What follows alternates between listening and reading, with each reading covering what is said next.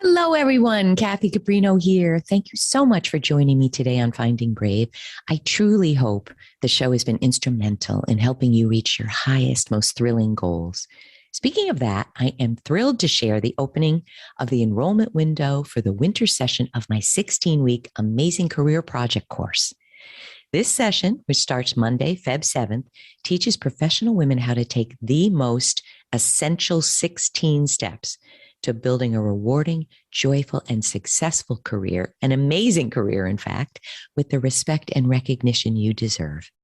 Through the 4 months of the course, you'll get 16 jam-packed instructional videos, 16 weekly live group coaching calls with me, 16 tailored homework assignments to move you forward fast, an amazing online support network of members to help you, my hand-picked collection of premier resources for additional help, plus great lifetime discounts to my private coaching programs and events.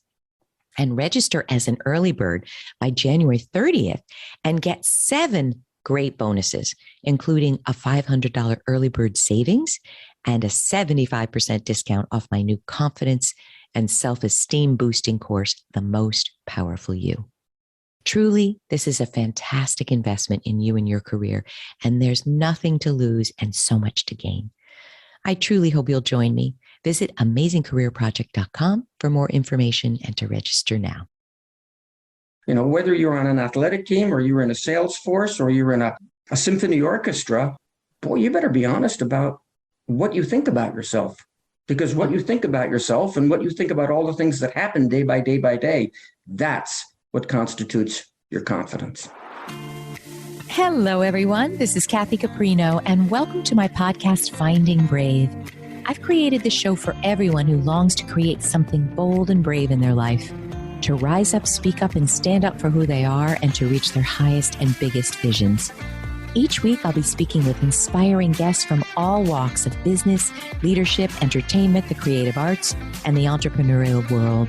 And they'll be sharing their intimate stories of finding brave and offer their best strategies for building your most rewarding, joyful, and meaningful life, business, and career. So let's talk about. Yeah, let's go to the other side of the equation. Please. Let's look at the saving graces. I refer to these as the first victory alternatives. First victory meaning that victory that you have to have in your mind before you can succeed at anything else. What is it? The first phrase in the book is a quote from the Chinese military strategist Zinsser, and it reads, "Victorious warriors win first and then go into battle, while losing warriors go into battle and then hope to win." First victory. The first victory is your own victory against fear, doubt, worry, etc. So here's the first of my first victory alternative beliefs. Remember what you want more of. That alters your brain and your body so you'll get more of it. I ask people to be very honest. What creates more eagerness and more motivation to move ahead? Mentally replaying that narrow loss you suffered and feeling its sting, or mentally replaying one of your most successful moments? What creates more energy? What gets you moving more? Again, we were socialized to remember your failures and mistakes. That's what motivates you to get better. I quite thoroughly disagree. Remember what you want more of. That creates a great deal more energy. That's a spiritual concept of what you focus on expands, isn't it? You said it. Yeah, exactly. Okay. What's next? Here's saving grace belief number 2. Always be your own best and most honest friend. I mean, people stick up for their best friend. You accept his or her imperfections. You still bring the love. You encourage them, you support them. When things go bad, you're likely to take your best friend aside and say, "Look, I know you didn't make it. I know you didn't mean to, but you messed that up and you're going to have to fix it. That could be tough, but I know you can do it, and let me know how I can help." Well, that's beautiful. And usually after a talk like that, your best friend heaves a little sigh and gets to work, knowing that you're still in his or her corner. That's beautiful. She's pretty glad to have a friend like you. But the question is, do you treat yourself that way? No, never. Yeah, exactly. Because we Heck have been no. socialized to be our own harshest critic exclusively. Oh my Okay, be your own best friend. You can be honest with yourself. You can say, "Yeah, you Yeah, messed you that kind of up." missed the ball there, dear. Yeah, All right. you What's know. And next? what's next? Saving grace belief number 3: use both logic and creative fantasy to create your own reality. Oh, I Not want to just hear about logic and careful thought. crazy What was it? Don't just use logic, use creative. I thought you said Use crazy logic and creative fantasy. All right. Can fantasy. I hear about that? What? Okay. And here you are Um, working with the military and, Eli Manning. Tell me about creative fantasy. well, there is a time and a place for being logic and being careful and breaking things down. If you're, I urge my clients to limit their careful logical thinking to practice activities and daily drills which involve just one thing, you know, like simple passing and catching in basketball, or simple pads low, come off the ball fast in football, But the rest of the practice, when they're performing complex drills involving many skills simultaneously, I want them to turn off that careful analytic mind and simply look and do, sense and react. The mental process of conscious, deliberate analysis interferes with the smooth execution of any skilled movement, whether we're talking sports, whether we're talking performing arts, whether we're talking surgery.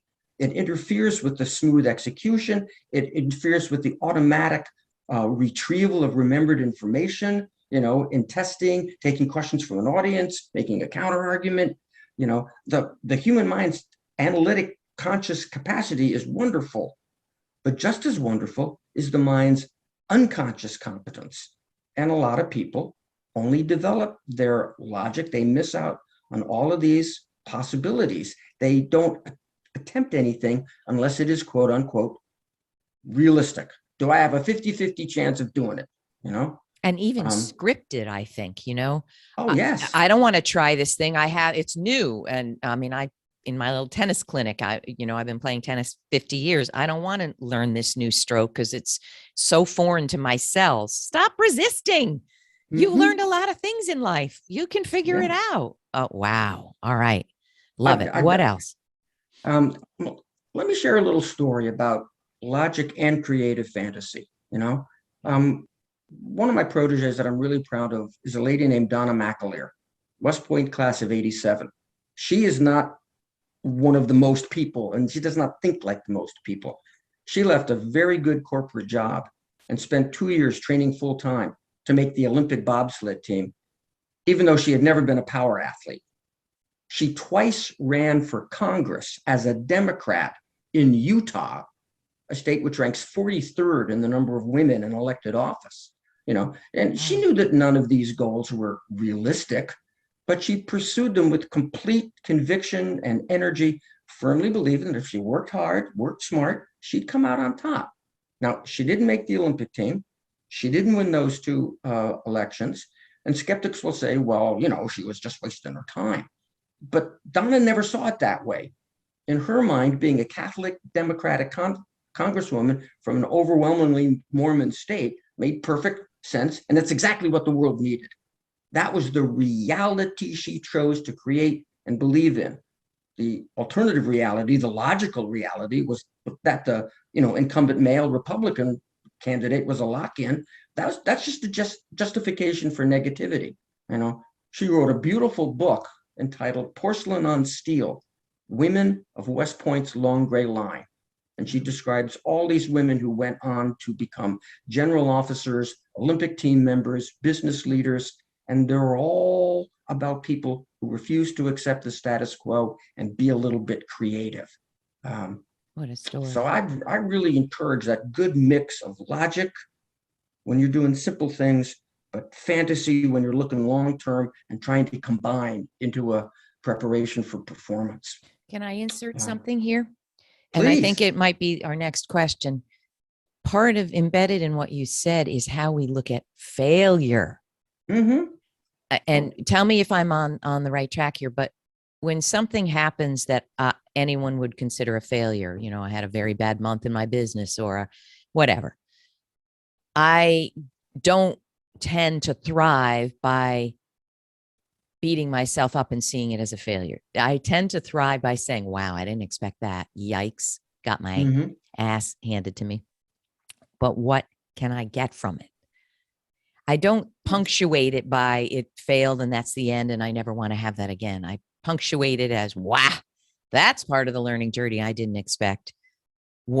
How can I be better, richer, smarter, whatever, more happy looking at this differently? Is that part of this? Yes, that is definitely part of this. I devote a whole chapter in the book about protecting confidence from mistakes, failures, human imperfection, things that happen, and also protecting confidence from your own internally generated thoughts about yourself. And you just mentioned something really, really important. You get your butt handed to you.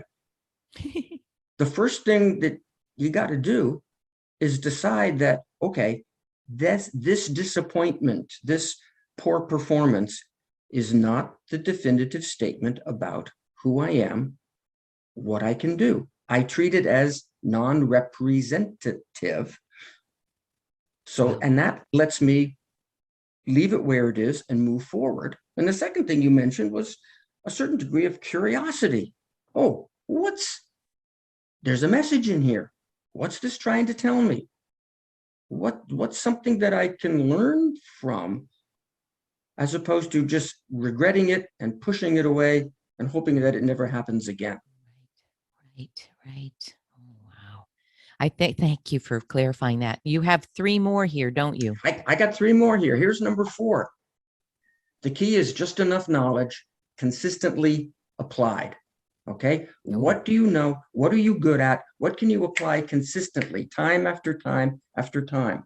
I did a research project while I was at Virginia, back in the old days of mainframe computers, and I had to input data from the Professional Golf Association tour about every player on the tour. And what we wanted to do was ask the computer if there was a particular stat that separated the high money earners, the guys making bazillions, from the guys who were playing every week on the tour, but basically having to live out of their car because they weren't making enough money to stay in nice hotels after having, spent the money for the tournament entrance fee.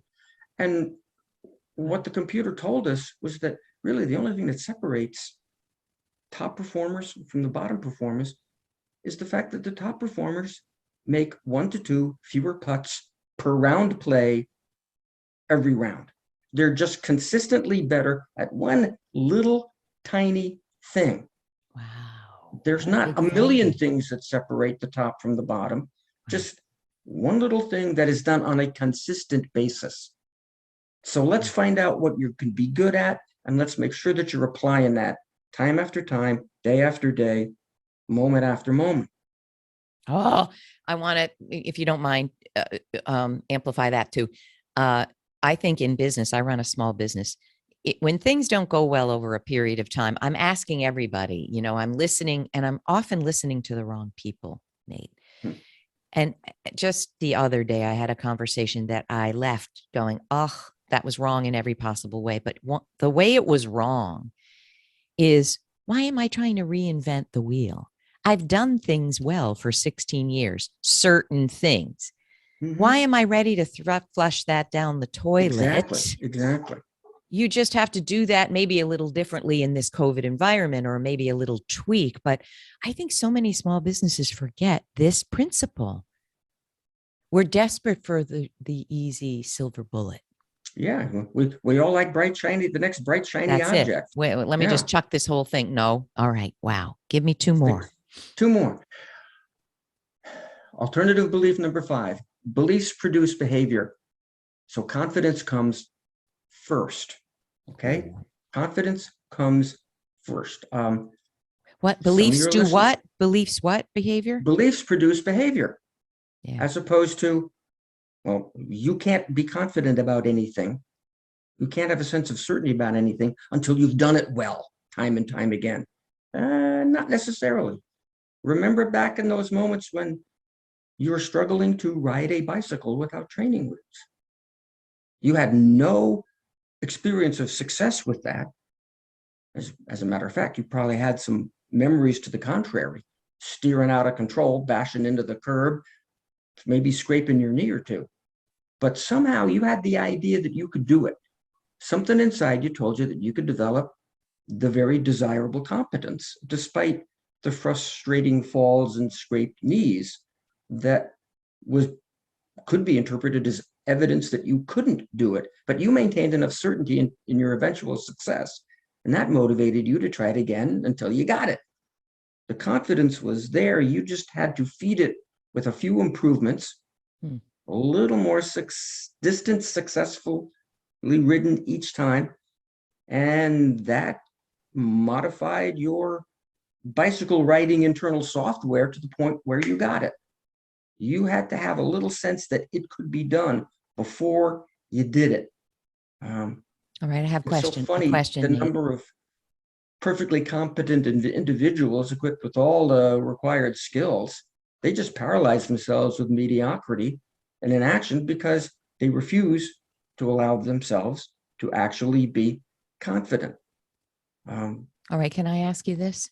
Yeah. When I teach confidence, and I want you to challenge me if this is wrong in your mind. I say this as a former therapist: insight's great, but insight doesn't change your life. It's action that changes your life.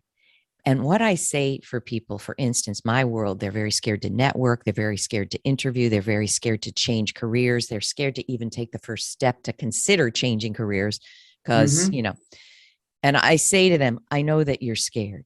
I want you to operate in action regardless of the fear. And it is the action that gives you the confidence. But sitting at your computer waiting till you're confident is never going to get you there. You have to take action. So in a way, I flip what you said. I think behavior shapes our belief. Would you agree with part of what I'm saying here? I agree with part of what you're saying. Don't think of it as an either or. Yeah. Think of it as two sides of a coin, or think of it as the black and white segments of the Asian yin-yang symbol. Each feeds the other. Yes. Your work feeds your confidence feeds your practice. Those two things go together. What we seem to de-emphasize in our world is the conclusion that you draw from the practice, from the work, from the study that you just put in, the conclusion that you draw from your action. So in other words, if I'm telling someone, go and do it, and they go to network on LinkedIn and it's a disaster, they conclude, unfortunately, see, I'm terrible at this. I don't know. Or that person didn't respond, so I'm not worthy of a response. No. Wrong conclusion. Wrong conclusion. Right action, wrong assumption. Yeah. I got it. So we have to learn to be very selective in what we choose to remember. We have to be very selective in what we choose to tell ourselves about ourselves. We got to be careful about the kinds of conclusions that we are drawing from our experience. If those conclusions don't give us a little bit of energy, a little bit of optimism, kick us down, the enthusiasm road, then we're drawing the wrong things from it. We're drawing the wrong conclusions. That's right. Did you give me your 7? Okay, I got a couple more here. Okay. All right. Keeping you longer here because I love it. I'm learning. Number 6, know yourself, trust yourself. Every competitor, every opponent is human and beatable. You don't put people up on a pedestal. You don't wait until you've achieved something before you allow yourself to feel powerful. Forget the experts. Don't buy into the images and the stories of some godlike performer. I mean, if I have to go play tennis against Serena Williams, I am going to think about Serena Williams in her most human, vulnerable, and beatable context. I might actually discipline myself to think about what Serena Williams looks like at 6 o'clock in the morning when she drags herself out of bed, shuffles into the bathroom, starts to brush her teeth, and all the toothpaste stuff is dribbling down her chin. Come on, nobody's impressive when they do that and some other things that go on in the bathroom. You've got to look at your opponents as human and beatable. You can't put people up on the pedestal. I love it. I love it. Okay. And my last one, my alternative belief to above all, thou shalt not make mistakes. My response is above all else, play to win. Play to win. Play to win. What's that mean? It means you think about what you want and you go for a desired outcome, even though you are aware of some imperfections around you. Okay. I'll share with your listeners an Eli Manning story. This is a true story. Okay. February 5th, 2012, Eli Manning takes the snap from his own 11-yard line with 3 minutes and 46 seconds remaining in Super Bowl 46. The favored New England Patriots are ahead 15-17. And if the Giants don't score on this drive, that's probably going to be the way the game ends up. Manning looks first to his right, instantly recognizes his receivers are covered, looks back to his left, steps up, throws this beautiful high arcing pass that covers 43 yards, drops perfectly into the hands of his receiver, even though his receiver was really tightly covered. And this ball was either going to be caught by Mario Manningham of the Giants, or it was going to fall harmlessly out of bounds. That completion was the play of the game. That set up the Giants' winning touchdown. Wow. Helped Eli earn his second Super Bowl.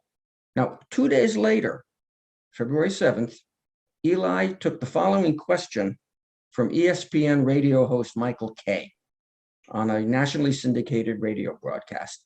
Michael Kay said, "Do you ever consider the ramifications of failure at a time like that?" Referring to Manning's decision to throw at that, make that particular throw at that moment. Oh, I'm fascinated. And Manning's response was simple and to the point. He said, "That's exactly what you don't do." Why am I going to think about how I could fail at this? That's absurd. Right. You recall all the times in those moments where you've succeeded in similar moments. You recall the game early in the season where you played the Patriots and you had a fourth quarter drive to win. The game against Dallas, you did the same. The win against Miami, the win against Buffalo. You recall the successes. And in those moments, you forget about the games where you didn't have the game-winning drives, where you fell short. You have to misremember those ones and just recall your positive experience. That's the feeling. You think about those things. It brings you to a particular feeling that allows you to go for it. Can I push that even farther? Please. And ask you something? I doubt any person in that situation is having an analytical discussion with themselves. Not if Would you agree? To play well. Well, I mean, they're going to fire off what their creative mechanism of the human species knows how to do. I don't think they're sitting there going, "All right, well, wait a minute, 4 days ago," right? That you don't it's have so the luxury. In his cells, he knows what to do. No. Yes. Well, he knows what to do, and he trusts what he knows, and he's got 1/1002, maybe 2 seconds to read the movement of 5 of his teammates, 6 of the opponents, all the while moving his feet in this tight pocket of human activity with thousands of pounds of angry guy coming to knock the snot out of him. Okay. He has to be quick. He has to trust himself. And that is an ability that the good quarterbacks decide to develop. They work at it all the time. All your listeners in their own respective worlds face the same challenge. Am I going to trust what I know? Am I going to have a sense of certainty about my skill level that lets me bring it up and repeat it and deliver it more or less unconsciously? That's the challenge we all face. It. And every time I do this podcast, I'm learning something that I so need. I know I've kept you over. I have two very quick, but I'm curious questions. Do you have it? Do you have 5 more minutes? Let's do this. This is too much fun, Kathy. Want to come over and have my veggie lasagna soon? That's a private joke, people. All right. Question number 2. Question number 1 of the 2. What I'm getting from you, would you say that this is accurate? Confidence is an internal job, first and foremost. Yes, absolutely. Confidence is an internal process. It's all those decisions, all those conclusions you make. It has relatively little to do with what actually goes on in the world. It has relatively everything to do with what goes on internally in that space between your ears. And when you're working with athletes and the military, so, you consulted for so many teams. You're not, as I'm guessing, are you sitting with them looking at plays? No, you're working with their mental construct. Is that right? A little bit of each, actually. We will actually look at a videotape of a wrestling match or a videotape of a piece of a game and say, hey, what's going through your head right here? And do they remember it? A lot of times they do. A lot of times they do. What an exercise. And like if you used AI or the computer to assess that, is it more times than not that what they were thinking about directly led to the error or the misperformance and they can remember that? And they can say, oh yeah, I was thinking this and I can see how that led me to this behavior. Oh, I was feeling this at this moment. I can see how that led me to that behavior, and just sort of connecting all those dots helps them toughen their mind. I mean, I see it in my little mediocre tennis playing. I often know when I double fault, I have a thought that leads directly to it. Like I'm going to double fault. It's crazy. I love it. All right. My final question for you. I don't know if anyone's ever asked you this, or maybe they have 100 times or 1,000,000 times, but I am personally curious. I believe I have a strong understanding of confidence, yet in reading your bio, looking at your book, I had an idea of the kind of individual who I was going to be speaking with. And your demeanor is not that. What were you expecting? Right. I'm sure. Let's put it the other way. You have a soft way about you. You have a gentle way about you. You have a measured way. And yet you're standing in front of cadets and the military and, top athletes. So don't you hate it when you have unconscious bias that is wrong? Meaning, what did I think confidence embodied should look like? Or a teacher of confidence. Are you following me at all? I'm following you just fine. So when you are walking in, I'd love to ask you 2 things. When you're walking into something that a group, an organization that you really want to make sure you have the most impact, do you ever feel insecure or lacking in confidence anymore? Or have you mastered it to the guru level where you don't?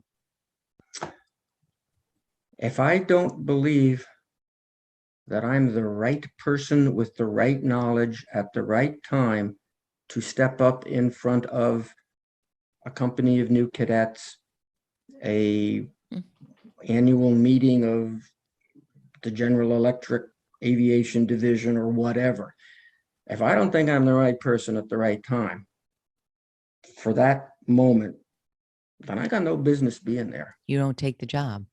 So yeah, I wouldn't do it. That doesn't mean I will not feel an accelerated heart rate, some butterflies in my stomach, a little tingle of arousal. Of course, we're all wired to be that you're way. A human being. But to answer the question is, no, I'm going to step up on that stage and I'm going to look at that audience and I'm going to say, okay, y'all need to listen to this because this is going to help you out. It's not about me. It's not It's ego. about you. Oh, it's So let's all get beautiful. together and get clear on a few things. I love it. So back to the other question. Has anyone ever said to you, wow, you don't look or act the way I thought a master in confidence would?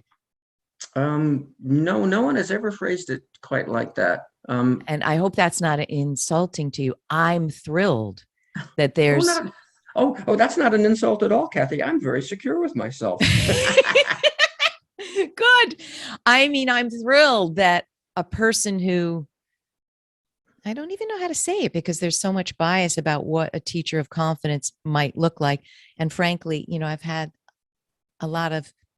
there's been a lot of narcissists who reach a very high level in business, in the military, in academia, in government. Yep. And people mistake narcissism for confidence, and they're not the same. You said it. So I am overjoyed to see an individual like you who's modest, who's unassuming, but yet understands what they have to give fully without question. Would that make sense? I'd say you pretty much nailed it. Wow. Any last word? Thank you, my dear. Anything else you want to share? One question we talked about is, what did you learn from writing this book? Because sometimes we think we know pretty much what we need to know, and then we learn something else from writing. Did you learn something special from writing the book?